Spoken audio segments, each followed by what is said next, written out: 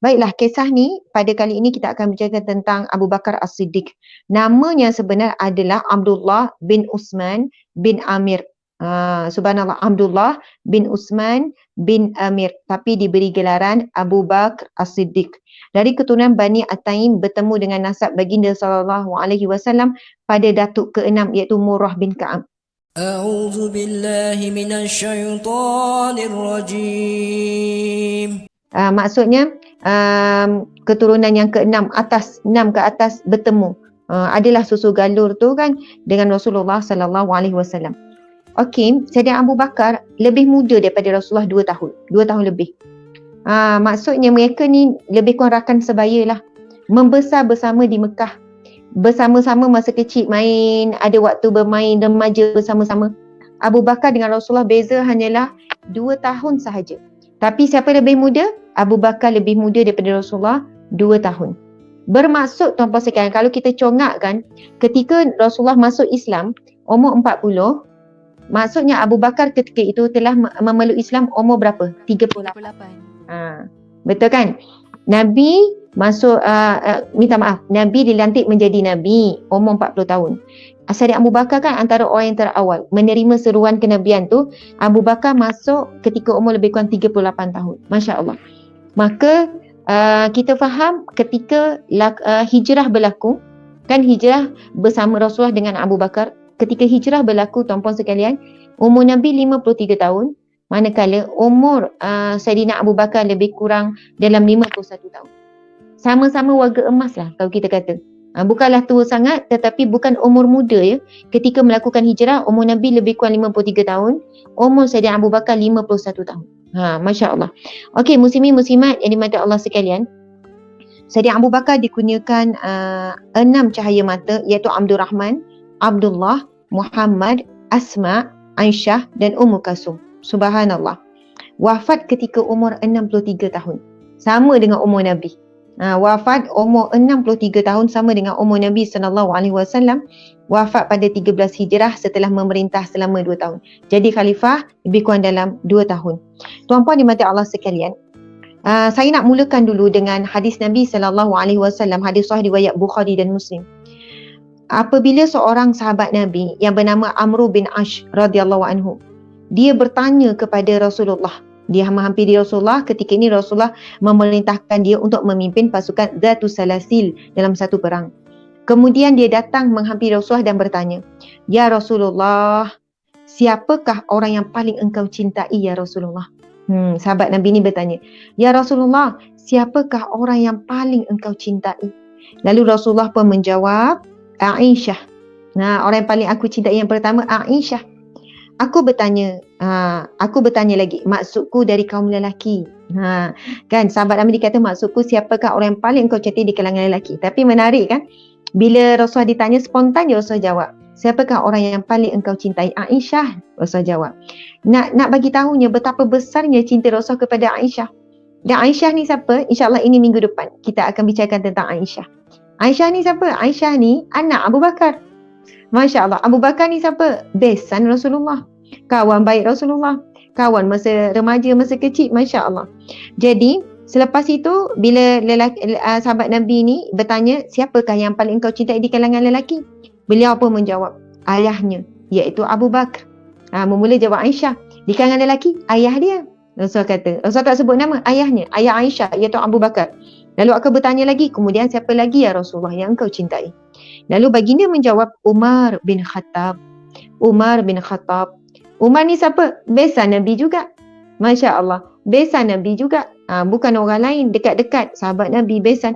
Kemudian baginda menyebutkan beberapa orang lagi yang dicintainya. Masya Allah. Jadi tuan-puan dimati Allah sekalian, dan untuk pusingan yang pertama ni, saya ingin menyebut sedikit, nak bacalah apa yang dituliskan dalam kitab ni, Hilyatul Auliya ni, iaitu tentang sejarah biografi ulama-ulama dan juga wali Allah. Subhanallah, dia adalah Abu Bakar As-Siddiq, orang yang ke depan dalam membenarkan ucapan Rasulullah sallallahu alaihi wasallam. Beliau digelar sebagai Al-Atiq. Al-Atiq. Selain daripada Abu Bakar As-Siddiq, gelaran beliau juga Al-Atiq. Maksudnya, seseorang yang diteguhkan Allah dengan taufik. Sahabat Nabi di kampung halaman dan dalam perjalanan. seorang karib kesayangan baginda di semua keperluan. Teman berbaring beliau sesudah wafat. Kan, teman berbaring beliau sesudah wafat di taman yang diliputi cahaya. Masya Allah. Kita tahu Sayyidina Abu Bakar teman berbaring setelah wafat. Maksudnya, tuan-puan dan puan-puan sekalian, Sayyidina Abu Bakar meninggal juga 2 tahun selepas Rasulullah wafat. Kan? Dan Sayyidina Abu Bakar adalah orang yang pertama yang ditanam sebelah Rasulullah sallallahu alaihi wasallam. Orang yang pertama ditanam. Masya Allah. Kita tahu sebelah Rasulullah, Sayyidina Abu Bakar. Kemudian sebelah lagi adalah Sayyidina Umar radhiyallahu anhu. Masya Allah. Sayyidina Umar ni juga seorang yang sangat zuhud, seorang tawaduk, seorang yang sangat pemalu. Ketika saat hampir dekat kematian ni, saya selit sikitlah Sayyidina Umar. Nak cerita betapa mulianya Sayyidatina Aisyah. Sayyidatina Aisyah ni dia juga sangat teringin bila meninggal nak dimakamkan dekat dengan Rasulullah. Tapi bila Sayyidatina Aisyah, pendek cerita dia ada cerita dia, perbualan dia. Dia tahu bahawa Sayyidina Umar menginginkan untuk dimakamkan bersebelah dengan Rasulullah.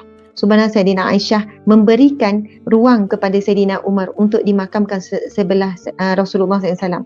Dengan menyebutkan ayat, Sayyidina Aisyah sebut, sesungguhnya aku malu dengan Rasulullah. Bahkan rasa malu itu setelah aku wafat pun aku masih malu dengan Nabi. Sebenarnya Sayyidina Aisyah nak beri laluan. Bukan Sayyidina Aisyah tak nak dimakamkan sebelah Rasulullah. Suami yang dicintai. Rasulullah sangat mencintai Aisyah. Sampai Rasulullah sebut bila ditanya siapakah orang yang paling kau cintai, Aisyah. Dan kita kena tahu, kita kena kenal kenapa Aisyah ini sangat dicintai oleh Rasulullah. Dari segi akhlaknya, dari segi pemurahnya Aisyah, dari segi sifat sabarnya Aisyah. Kan, yang kita dengar cerita cemburu-cemburu. Tapi cerita bagaimana waraknya Aisyah, kuat ibadahnya Aisyah. Kenapa sampai Rasulullah kata orang yang paling dicintai Aisyah. Bukan kata Sayyidatina Khadijah tidak dicintai. Itu dikasihi, disayangi. Tetapi ditanya pada saat Rasulullah hidup tu kan. Masya Allah. Jadi tuan-puan dan puan-puan saya, Aisyah kan dengan ayat yang maksudnya yang nak beri laluan kepada Sayyidina Umar tu, aku sebenarnya, maksudnya sesungguhnya aku sangat malu, sangat segan, rasa sangat rendah diri kepada Rasulullah. Bahkan rasa maluku ini walaupun setelah wafat. Dan setelah meninggal pun malu lagi pada Rasulullah. Macam tak layaklah nak duduk dimakamkan di sebelah Rasulullah SAW. Sahabat-sahabat yang dirahmati Allah sekalian, Masya Allah. Okey, kita tengok.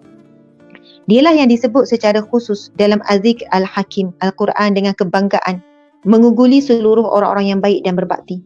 Kemuliaan Abu Bakar tak lekang di sepanjang zaman.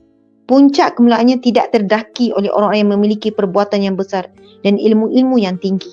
Maksudnya puncak kemuliaan Abu Bakar ni tidak boleh ada sesiapa pun yang boleh capai. Di antara sahabat Nabi yang paling tinggi kemuliaan adalah Sayyidina Abu Bakar radhiyallahu anhu.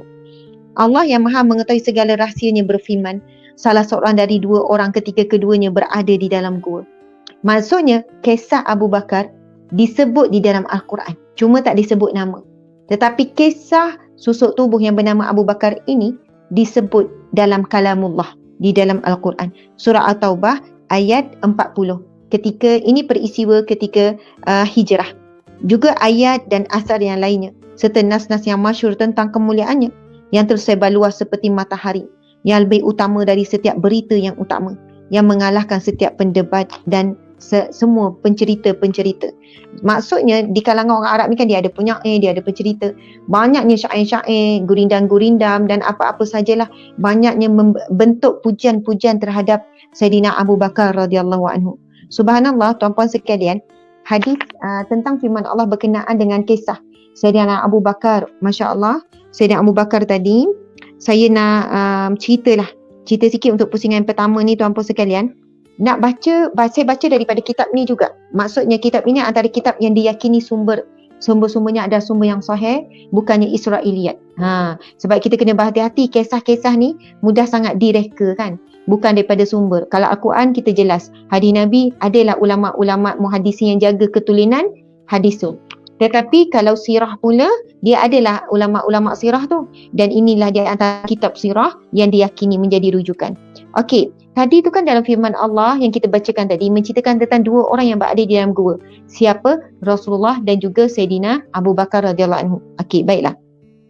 Kisah ini tuan-puan dimati Allah sekian diceritakan tu panjang, diceritakan daripada sekian-sekian. Okey, Atha bin Maimunah Abu Muaz menceritakan kepada kami daripada Anas bin Malik. Ini kisah yang diceritakan oleh Anas bin Malik. Dia berkata, pada malam Gua Sur, Abu Bakar berkata, "Ya Rasulullah, biarkan aku masuk lebih dahulu." Kan malam tu hijrah Rasulullah dengan Sayyid Abu Bakar. Keadaan kita tahulah sangat runcing. Semua ni duk cari untuk dibunuh Abu Bakar dengan Rasulullah, kan, untuk ditangkap hidup-hidup dan sebagainya.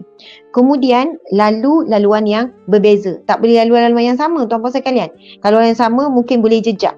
Ini bukan, kalau contohnya lah saya nak balik Terengganu, ada kan dua laluan, Muazzam dan juga boleh laluan KL ni lah, lalu ke apa kita panggil ni, Karak apa semua kan, Lebuh Raya. Tapi tiba-tiba saya tak nak dijejaki, saya lalu laluan hutan.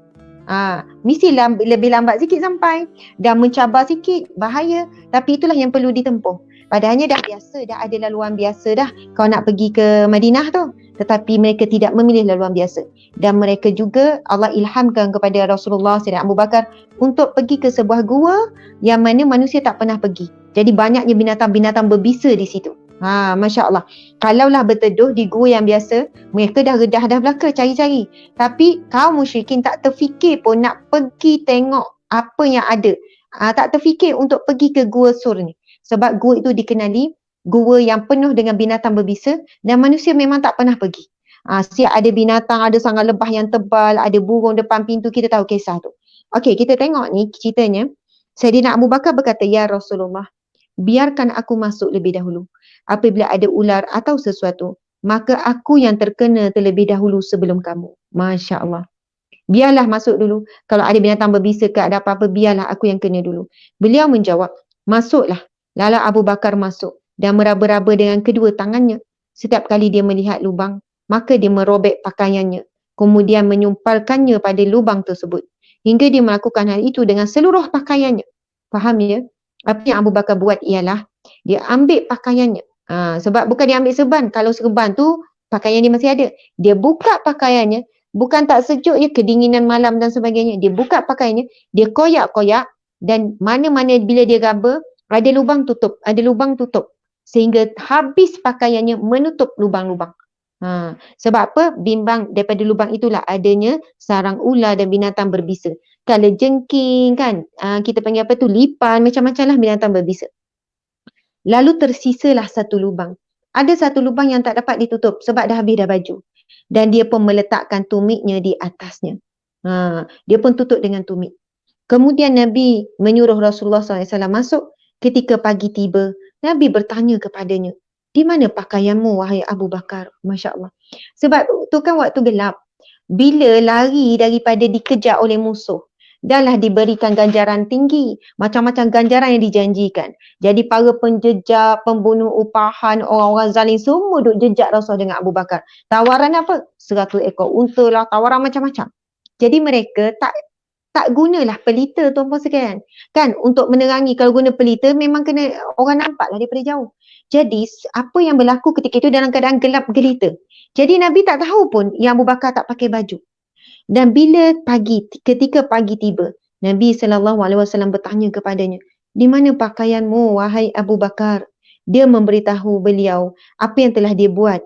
Kemudian Nabi SAW mengangkat tangannya dan berdoa. Bila Nabi tahu apa yang Abu Bakar buat, lalu Nabi berdoa, "Ya Allah, jadikanlah Abu Bakar bersamaku pada darjatku di hari kiamat." Allahu Akbar. Abu Bakar dapat doa daripada Rasulullah, "Allahumma ja'al Aba Bakrin ma'i fi darajati yaumal qiyamah." Rasulullah berdoa apa? "Ya Allah, jadikanlah Abu Bakar bersamaku pada darjatku di hari kiamat." Lalu Allah mewahyukan kepada baginda. Allah terus menjawab ketika itu, "Innallaha qad istajaba laka." Sesungguhnya Allah telah memakbulkan doamu. Doa apa? Nabi berdoa supaya, "Ya Allah, jadikan Abu Bakar sama darjat denganku di hari kiamat kelak." Dan Allah terus menjawab dengan wahyunya, "Sesungguhnya Allah telah mengabulkan doamu." Jadi kita tahu bahawasanya Abu Bakar akan dinaikkan sama darjat kedudukan di sisi di syurga kelak bersama dengan Rasulullah SAW. Wallahu a'lam. Bagi pusingan pertama sebagai mukadimah.